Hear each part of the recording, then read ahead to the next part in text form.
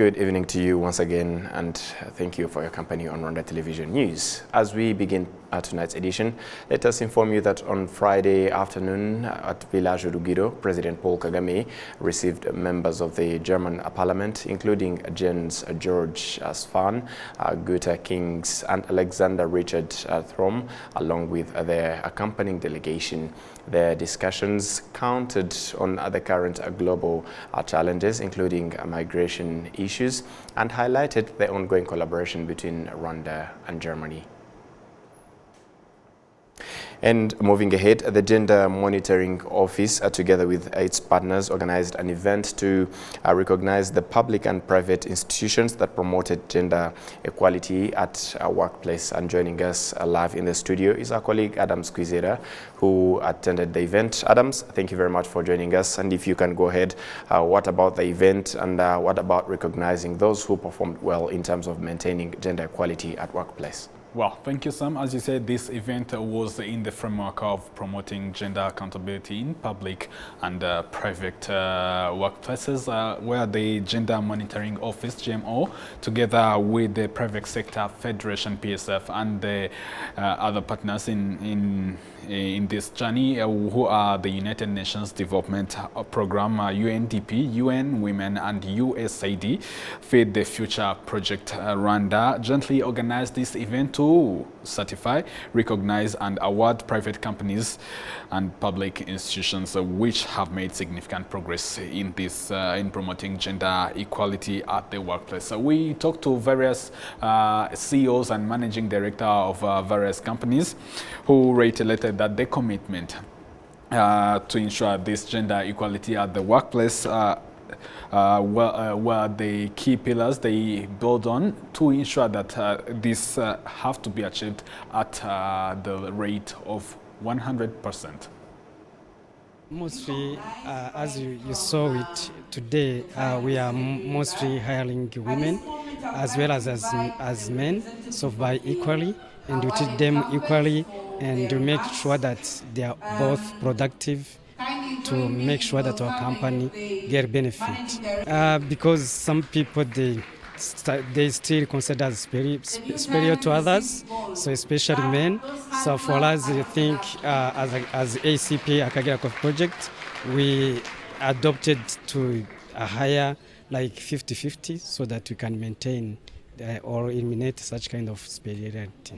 First of all, I want to acknowledge the fact that we were not in this journey alone. We were accompanied by the Gender Monitoring Office. So we were working with their experts to make sure that our policies aligned with our practices. And where we had gaps, we had to work with them to make sure that we put in place these policies. So we had to do things like put in place gender policy. We had to work on our work-life balance policy. Of course, we already had our sexual harassment policy in place. And we also had our HR policy.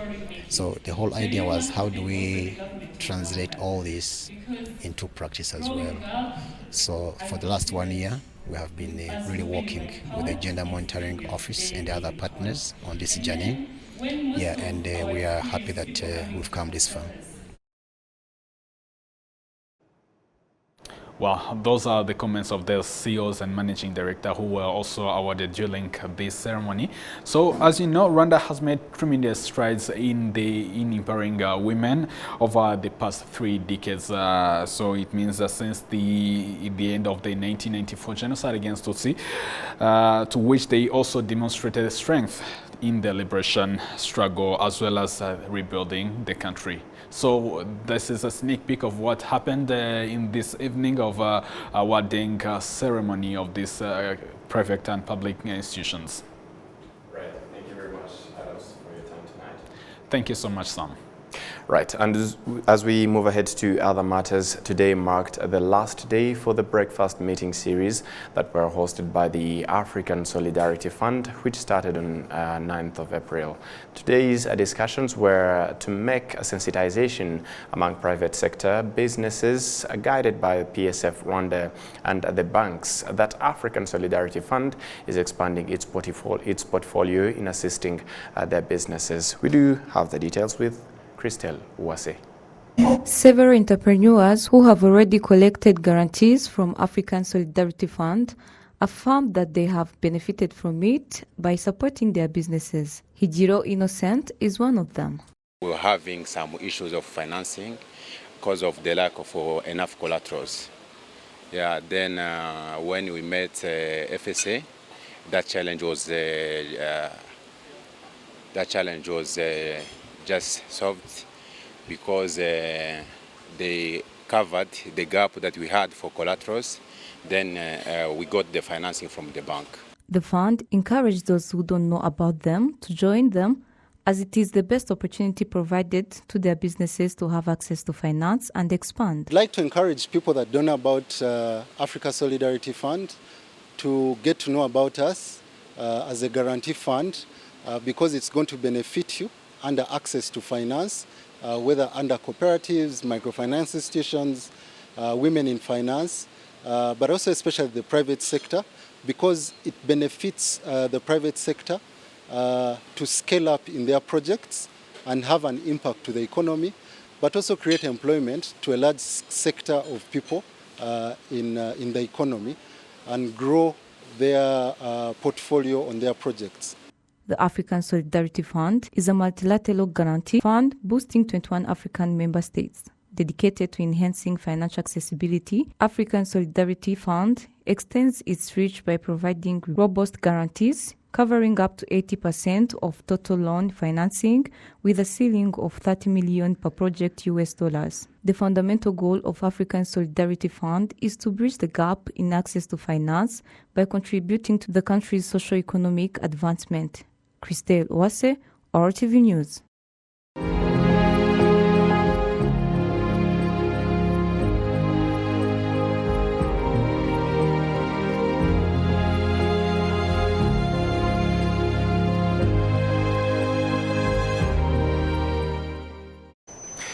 As we move ahead to matters related to Kwibuka 30, a memorial of the 1994 genocide against the Tutsi is set to be launched in Australia, becoming the first ever in the Asian Pacific region. Scheduled to be inaugurated on Saturday, May 11th in Perth.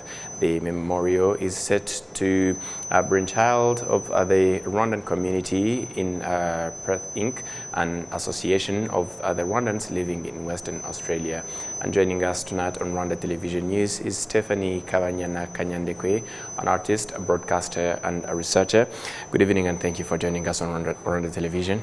Thank you so much for having me. It's such a pleasure. Right. As we start off, this Saturday, a genocide memorial will be inaugurated in the area that I just mentioned above. And what is your impression about this as a member of the Rwandan community living in this country?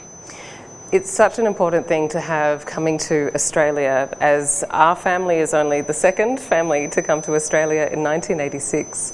So I've been there since I was 4, and I can tell you that it has taken a long time to have a greater understanding in the Australian public of even who Rwandans are, let alone what we have gone through as a people. Yeah. So as a member of the Rwandan community in the diaspora in Australia, this memorial creation is a really powerful gesture that brings so many of us together when we are so far away in Australia. It takes 25 hours to get to Australia. Yes, we understand that you are based in Melbourne, and you are a broadcaster, and presumably you have insights on a journey that leads to the establishment of this memorial. If you would like to briefly take us through this journey and how it unfolded.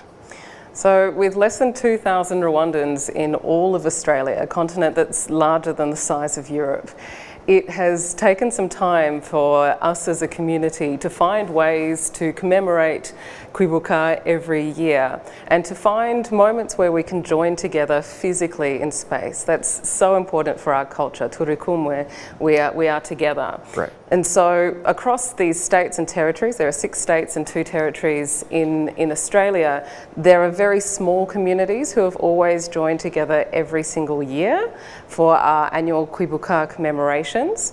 But there starts to be a desire to have a physical space and a physical memorial that is somewhere not only that we can gather, but as a point of education. By having a physical memorial, it allows some broader education across all Australia with the different cultures that we now live with in the country. Right. And how has the community in Australia, the Rwandan community, embraced this noble cause?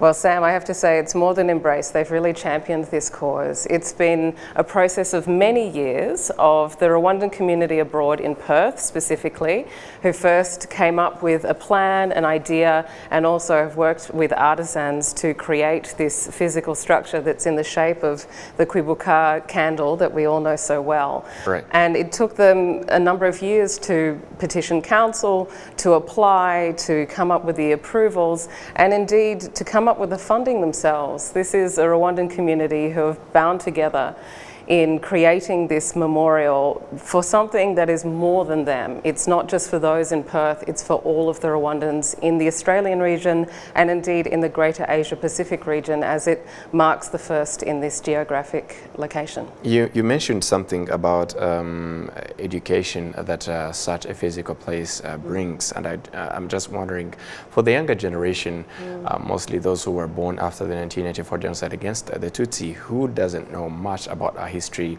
how extremely crucial is this memorial, and how is are there certain measures in place to make sure that these young people can be taught the history of the country and how the genocide was prepared up to the 1994 genocide against the Tutsi, and how crucial is it mostly for the young people? It's so vital for young people to have a physical space, particularly in modern times with all of us so glued to smartphones and connecting through the internet. When you have something that is physical and on land, it marks a greater sense of importance. Right. And it is a place from which they can start to connect with our messaging. Remember, Unite, Renew is marked on this memorial, and it also talks to never again, to all genocides anywhere in the world. Yeah. As a child who grew up in Australia and moved between Rwanda and Australia, I can tell you how difficult it is when your own classmates have no idea who you are. Right. Most of them thought Rwanda was a city in South Africa. They have no clue on what you go through. And as a 12-year-old who came here in December 1994 to see what family we had left, I understand that coming back to Australia, there was a huge disconnection in my classmates and the community around me having any sense of compassion or idea of what I was going through and what my mum was going through. So to create this physical space marks a moment in the community to say, we have gone through something. These are your neighbours now, your fellow students, your workers and colleagues. And we have a story to tell and to share. Right. Because up until this point, I think most Australian media has described Rwanda in 3 terms. It's genocide, guerrilla and coffees. Right. So a physical space of memorial takes us beyond such reductive terms and starts to invite the community in embracing that we're here and we're in this shared space together. In fact, in the memorial launch tomorrow, there will be a booklet distributed to everybody who's physically present, and this will be made available online as well, that the Rwandan community abroad in Perth have put together as a lot of information around our history, what has happened, and how we have, as Rwandans across the diaspora, continue to develop. So there's many levels of education to engage with young people in particular, but also to embrace those who have gone through the genocide, who have lost people from the genocide. And in a way, we're moving across generations to unite us all in this moment.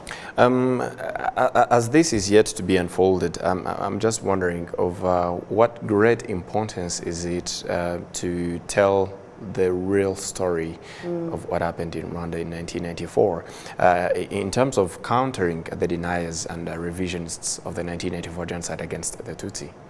Well, I think that's the responsibility of every Rwandan across the globe. That is all of our duty. And I think as well, when we again have a physical space, it's very hard to deny when there is a memorial right in front of your face. Yeah. In addition to that, I think in the context for those who might not know, Australia has been a part of the UN for a long time. It has endorsed the titling that we all use, the 1994 genocide against the Tutsi, and indeed most recently on April 7 that started our Kwibuka 30 period at this moment in this year, the Federal Minister for Foreign Affairs, Senator Penny Wong, released a statement talking about that history and acknowledging that there are Rwandans with this history in Australia. Right. So there has been a direct relationship to understand from an Australian perspective that this story is very important to get correct and to get out there into the public. So there have been some great gestures in that regard. Right, and over the past several years, can you share how the community across Australia has been coming together during and for Kwibuka, and specifically for the 30th commemoration? How was this year different from the rest?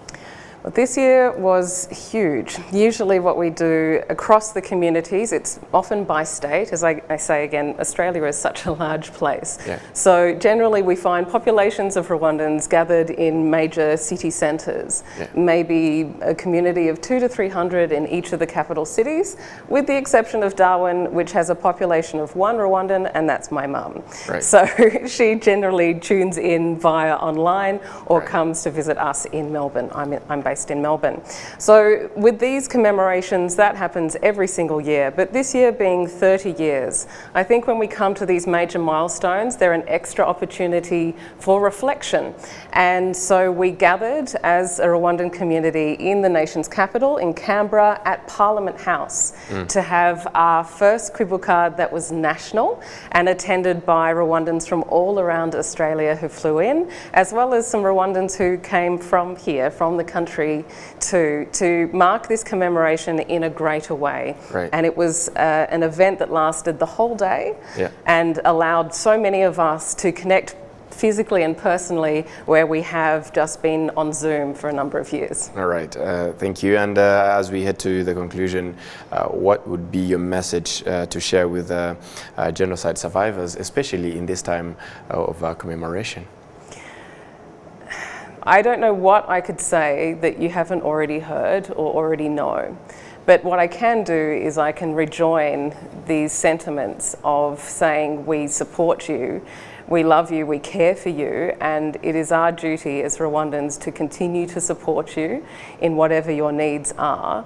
And we look forward to sharing your story, sharing your resilience, and taking heart from your ongoing strength, which absolutely supports our community. Right. Thank you very much, Stephanie, for joining us on Rwanda Television News tonight. It's been a pleasure. Thank you so much.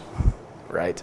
And as we move ahead to other matters, still on Kwibuka, on Friday at the Kigali Public Library, a discussion themed those who are rescued with Carl Wilkins, the author of the book I'm Not a Living, was all about going back to 1994 during the genocide against the Tutsi, when he decided to stay when other Americans were living under the instructions of the U.S. Embassy. He explains why.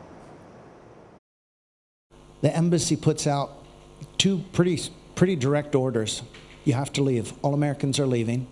And this is one that's really hard for me to say, especially in Rwanda. It's hard to say anywhere. But the second order was you cannot bring any Rwandans with you. So they leave, I would say they left us very little space for choice in a situation like that. So when the embassy basically gives us that order, I'm like, no. And I understand for people too, the bullets are flying, people are being killed. It seems like there's no choice. But the heart is what really, I mean, we often think of choices as a cerebral, logical thing. And I've really come to conclude that choices involving love, and I'm even beginning to explore choices involving hate, is not logic, often the case. It's something deeper and more powerful. I felt like that was an immoral thing for us to turn our back and just abandon people. And when the genocide against the Tutsi began in 1994, Carl Wilkins was a missionary living here in Rwanda. He refused to leave and made the decision to save lives even after all his co-workers had evacuated. At the Gisimba orphanage, he ultimately succeeded in saving an estimated number of 400 Tutsis. Moving ahead, students from Rwanda Coding Academy visited the Kigali, the memorial, the genocide memorial located in Kicukiro district. And Cedric Irakoze was there and brings us the details. Today, at the memorial of the genocide at Kicukiro, students were explaining how genocide against the Tutsi was organized until it was implemented. The head of TVET schools mentions that the main reason for commemoration in schools is to ensure that children born after the genocide remains a legacy of Rwanda's history and help them to fight those who have genocide ideologies.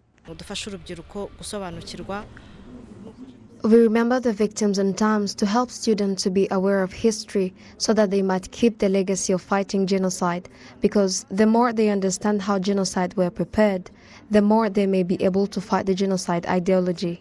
The director of the Rwanda Coding Academy also said that knowing history of the country will help young people to become good leaders of the future.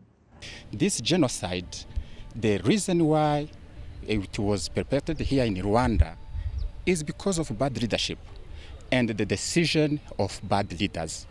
Now we are enjoying a good leadership, but it's not like an accident. A leadership we have now in Rwanda, we want to show to our students it was a decision of Rwandans. This school found that one of the tools to fight ideologies of genocide is to teach young people the history of Rwanda and encourage them to read books. Cedric Irakoze, RTV News. Staff and stakeholders of the Control Union Rwanda honored the victims of the genocide against the Tutsi at the Kigali Genocide Memorial. This is part of the commemoration activities held by the organization to teach the history of the genocide to the youth, working in it, serving as a weapon against genocide deniers, as explained by Innocent Rusharaza, the managing director of the Control Union Rwanda.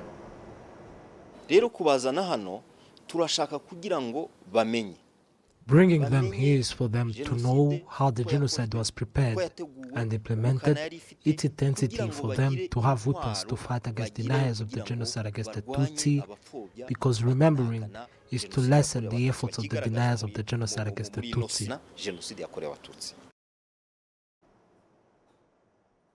Tom Ndahiro, the genocide scholar and researcher, outlined that denial is considered the last step of genocide, yet it is a step that is always there, even in the preparations of a genocide. Ndahiro states that the responsibility of the youth is not to take the power of denial, and deniers use all possible means to circulate their ideology.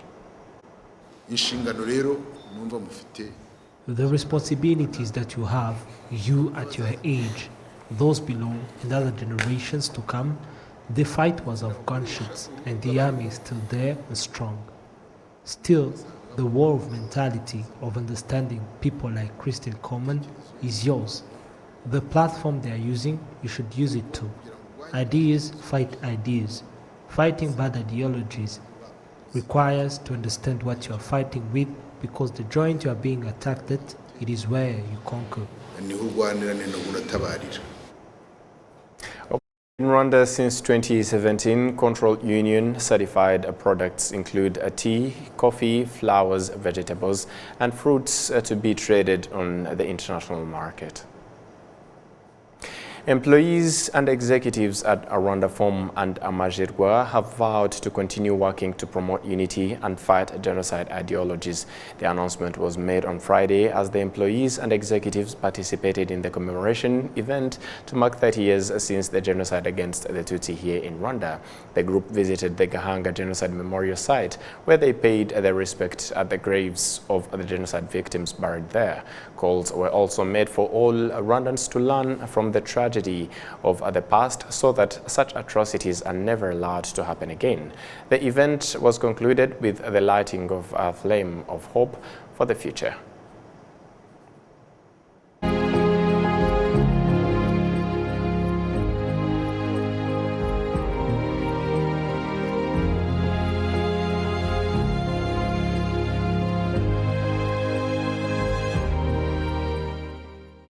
Local residents in Rusizi district of the western province of Rwanda have been urged to adapt the use of smartphones to facilitate their faster development because only 20,000 out of the close to the 500,000 people living in the district actually own such phones, with a slightly more than 65,000 still using regular mobile phones. The call was made as part of the Connect Rwanda drive that has seen Airtel Rwanda team up with the government to distribute such phones, with as many as 1.2 million smartphones to be distributed in the next 3 months countrywide. Authorities in Rusizi have vowed to work to increase the number of people with smartphones in their district, and the government of Rwanda has committed to establish 700 transmission towers in different parts of the country over the next 2 years to boost Rwanda's communication capabilities in the face of the increased workload on the network infrastructure.